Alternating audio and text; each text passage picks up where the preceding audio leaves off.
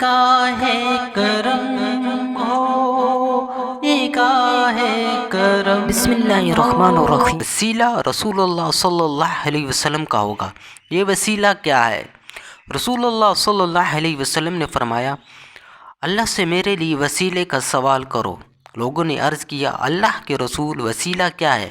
آپ صلی اللہ علیہ وسلم نے فرمایا، یہ جنت کا سب سے اونچا درجہ ہے جو کسی ایک ہی شخص کو ملے گا، اور مجھے امید ہے کہ وہ شخص میں ہی ہوں گا۔ قرآن و حدیث کی خوبصورت ویڈیوز کے لیے ہمارے چینل کو سبسکرائب کریں اور ہماری حوصلہ افزائی کریں۔ جزاک اللہ خیرہ۔